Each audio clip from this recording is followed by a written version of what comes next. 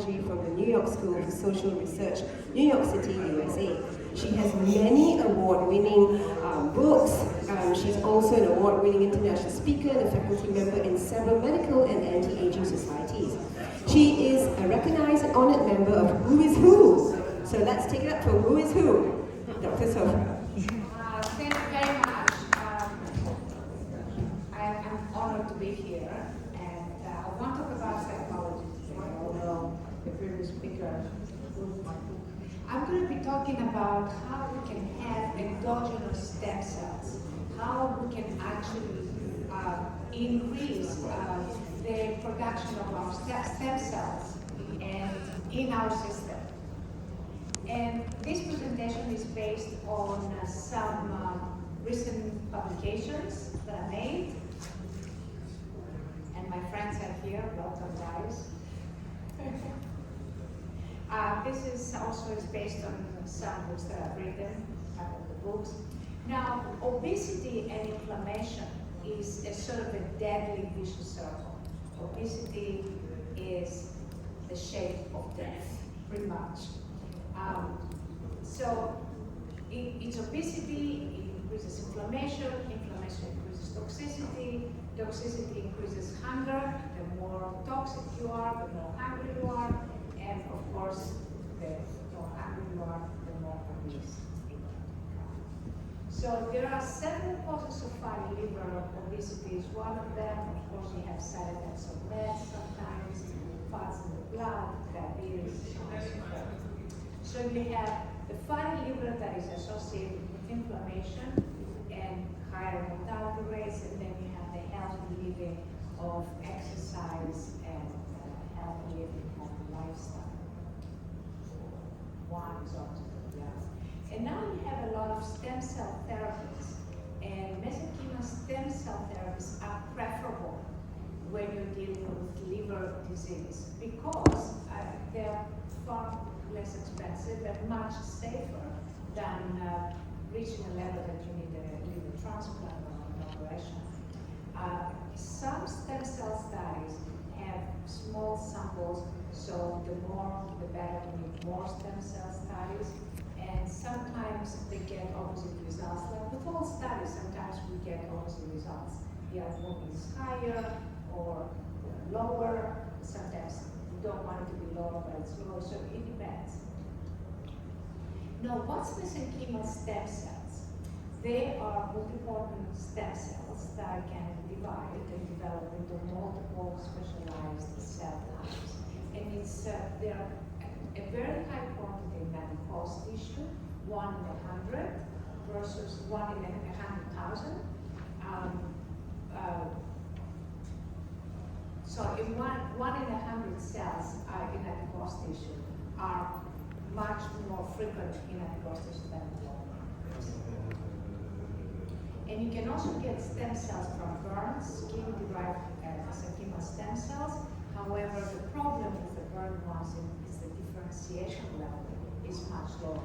And as we age, we actually have more cells. We increase the number of cells. We have greater proliferation, but we have much less differentiation. And that's why most people get cancer, because proliferation without differentiation is a problem. Now, exercise increases stem cells, naturally increases stem cells. And there's a lot of studies and a lot of research related to that. So, why? Because as the exercise releases the fat in the bloodstream, that goes into the mitochondria, the glucose goes to the mitochondria, it burns through oxygen or lactic acid in the case of exercise, and as a result of that, you have the energy that is produced to build the muscle, to repair different organs, so on and so forth.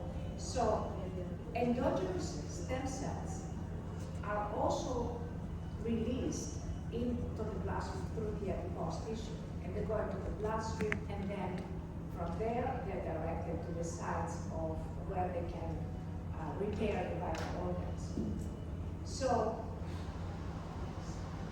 now the contents of adipocytes that are naturally released into the bloodstream can provide mesenchymal stem cells, mesodermal ones, endothelial cells, smooth muscle cells, and also hepatocytes. Now, there is about 95 articles with aerobic resistance protocols that demonstrate significant improvement of fatty liver. So the assumption is, okay, so the visceral fat is reduced, but there must be a mechanism that actually repairs the fatty liver.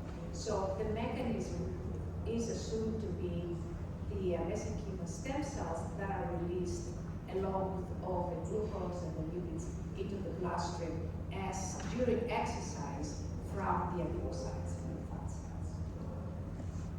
And this is a slide of the histology from day 7 to 14, and you can see sort of the difference, histological difference. Now, hepatocytes play a critical role in detoxification, in metabolism, and remember what we said before, the more toxic you are, the more hungry you are. And of course, the more hungry you are, the more you're going to start increasing your weight. So it also are involved in metabolism and in protein synthesis in the liver. Now, the adipose tissue cells have a low level of silicates. The hepatocytes are derived from mesenchymal stem cells. They're extremely important because they produce albumin. And that's one of the variables that we like to measure if the albumin is, well, it has to be in the normal range, but it has to be at the kind of highest level of the normal range. That means it's the most optimal, and it cannot be below the normal range. It also contains stroma cells, and the stroma cells is underlined in red here. You can see them.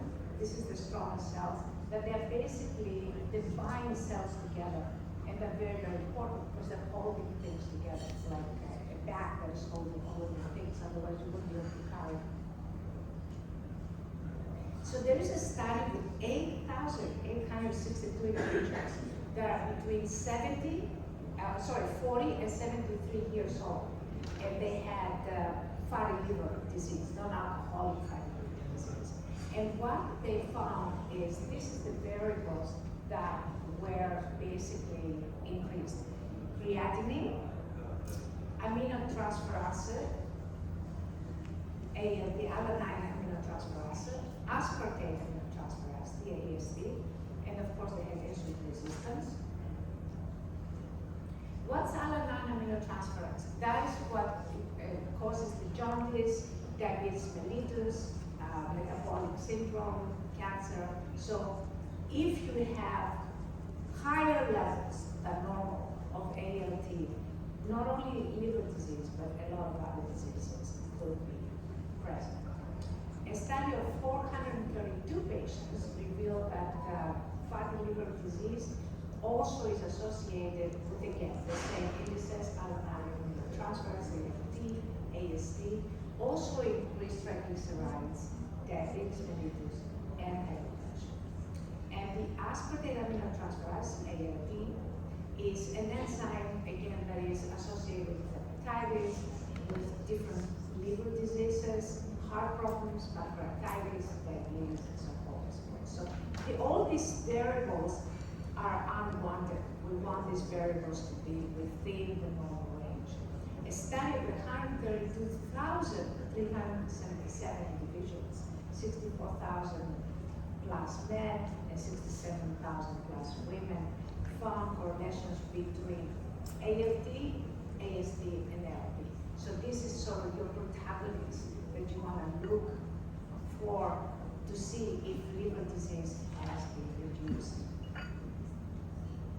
Now, high ALP levels may cause cirrhosis and tumors and hepatitis, but if you have them below the normal range, there's also another problem because you can have anemia. They can be associated with anemia. So we did a study with 10 people, 10 individuals, a small sample. It has to be replicated. They were all non-alcoholic fatty liver, and the average BMI was quite high, 31.99, 4.99, from 54 to 64 years of age. They were all 5 males, 5 females. All subjects had been diagnosed with pre-diabetes and hepatic steatosis, also sonography reports, and other independent tests, and they received 15 treatments. And we looked at ultrasonography reports, we looked at blood tests of ALT, AST, LP, albumin, creatinine, bilirubin, triglycerides, VLDL, the very low density lipoprotein. That's very important because it's large, so it kind of can block the arteries. CRP, that's the C-reactive protein that has to do with inflammation. Testosterone, cortisol, and we also looked at visceral fat, body mass, metabolic rate, and mass index. And what we found, the results were very significant, statistically significant. The ALT, the average decrease was 24.83%. AST, the average decrease was 30.4%. ALP average decrease was 14.52%, and albumin average increase was 22%, 22.7%.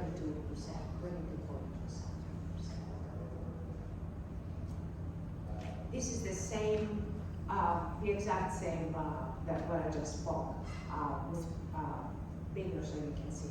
All of these results were statistically significant, so that all of the subjects had an increase. Some of them had less, some of them had more, because there is individual differences that vary that.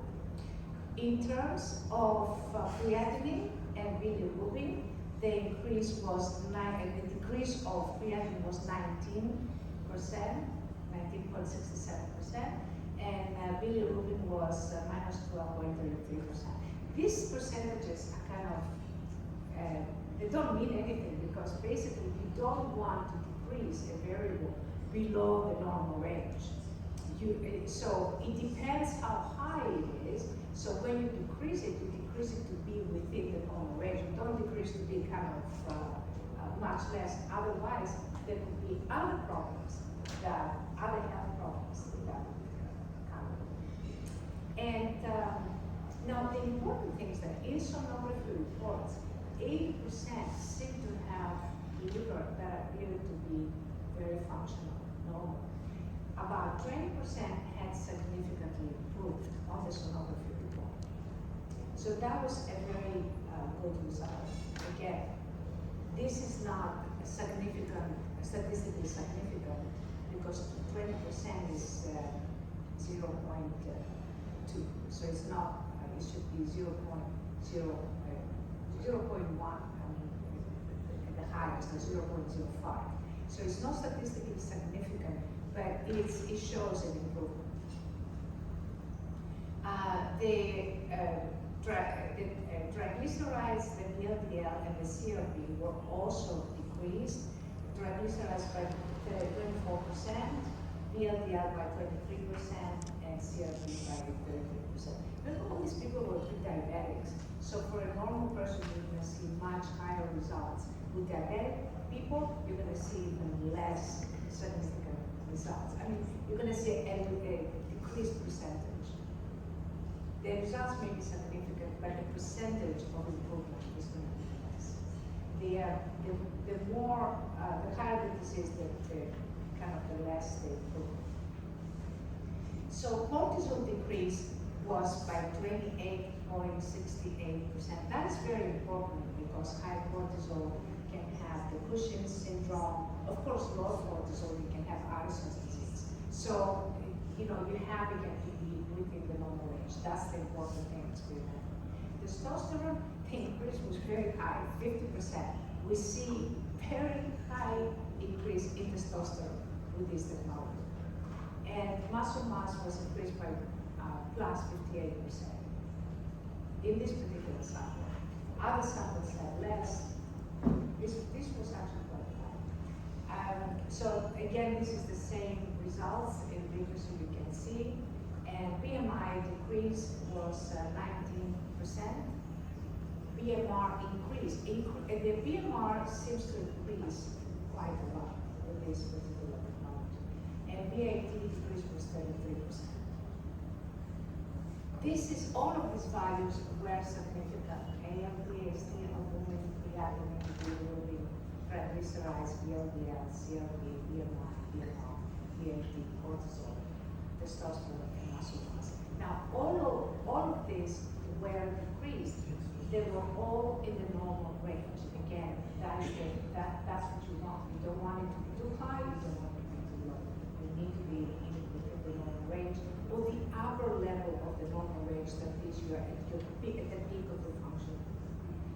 Now, so these have important indications that different forms of exercise, including effortless exercise, can release endogenous mesenchymal stem cells. Now, can we see that? Of course, we cannot see. It's an assumption that we make because you see liver repair, and you cannot have a repair just because the fat has come out of the liver. There must be a mechanism that actually repairs the liver, and the most kind of possible mechanism is stem cells, because this is the mechanism that they have been used. They have been used exogenous stem cells through injections to repair the liver, and that with very good success. And this is another article I just published, and this was a long-term study that was actually happening here in Malaysia, in the Swiss clinic. And what they did is, this is a lower BMI, only 23.2. But these guys did not get a blood test until 7 months later. And initially they were supposed to do it immediately after the treatment, but they only got it 7 months later. They didn't know how to do it. But then I thought, okay, well, we're going to do a longitudinal study then. And only 6 treatments and 7 months later, and this is the results. After 7 months and 6 treatments, the AST, that aminotransferase, was decreased in 100% of the subjects. Okay, we did not get that good results for everything else. This is the best. Okay. Bilirubin ultimately decreased in 100% of the subjects at a statistical significance level of 0.01. The AST had a very high significance level, 0.0001. For some reason, AST remained decreased in all subjects. All of them were within the normal range. ALT was very interesting. About 40% of the subjects had high ALT, and that decreased by 23% to reach the normal range. Now, if you have high ALT, you have liver disease. If you have low ALT, you have frailty and this mortality. So 40% of the subjects had low ALT, and that also increased to be by 32% to be within the normal range. So you see, when you do experimental research, you need to look. This normal range thing can be a headache, because some people can be below, some people can be above, and you have to analyze them separately. Otherwise, your results are going to be confounded, and they're going to not mean anything anyway. So GGT, the gamma glutamyl transferase, also decreased and increased. So about 80% of the subjects with high GGT decreased by 10%, and about 10% of the subjects with low GGT were increased. And again, the 80% of the subjects, of course, I can give you a significant result. The one, the 10%, we cannot look at significance because the sample is too small. But the important thing to understand is high GGT it's going to cause a liver disease. Low GGT is going to be associated with vitamin D, magnesium deficiency, so a nutritional deficiency. The cortisol also was optimized in 80% of the subjects, and 10% of the subjects had to increase the cortisol. Remember, very high cortisol is Cushing's, low cortisol is Addison's. So 10% of the subjects with low cortisol was increased, was normalized. So that's what you want, basically. But again, the 80% will have a significant result, statistically significant. The remaining 10%, we cannot do significance. because the sample is too small. And this shows you the importance of having a larger sample when you have results like that. Otherwise, you cannot get the significance that you want. After an average of 7 months, the T3 significantly increased to 0.5% in 60% of the subjects. This is interesting. What happened with these guys is that they did not follow the nutritional recommendations or the lifestyle. They just did whatever they wanted and ate whatever they wanted. And this is the important thing. So you see that the metabolism is affected by nutrition and lifestyle a lot more than all the other medicines. So because you see only 60% of them maintain a significant result. Everybody else just, the results were like not what you wanted to see. There's also significantly increase in 60% of the subjects, again, 37% in females and 66% in males. But there were very few males in that sample, so you cannot get significance out of that. Again, sample size was a problem. After 7 months and 6 treatments, the basal metabolic rate remained increased in 80% of the subjects. Again, what this tells you is that lifestyle will affect your basal metabolic rate. And waist circumference stayed, they maintained the results in terms of waist circumference, but not that much. It wasn't that high, the CF.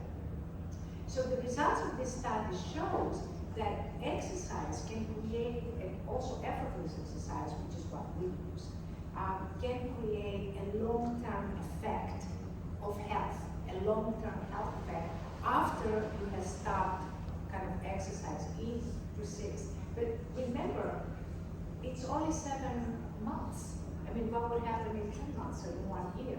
Probably you're going to start going down. I mean, you don't exercise and you have the wrong lifestyle, it's impossible to maintain a health status that is appropriate. So the recommendation is that you must improve your lifestyle. But exercise, and effort exercise, is going to be very important, but up to a point. You cannot reduce weight. So longevity is dependent not only on exercise or effortless exercise, but on lifestyle and nutrition. So that's the message that I want to give you. And this is some of the articles that I have published. It's about 35 now. And with this, I would like to end the lecture. And if you have any more questions other than today, please get in touch with me at science@ios.com. Thank you. Do you have time for questions or not? Let me get back to my mic. Yes, we have time for one question, if it's possible. Anybody? Any questions? I guess not. No, there's no. Okay, thank you. Thank you. Thank you, Dr. Sofra, for such an interesting talk. Next up, we have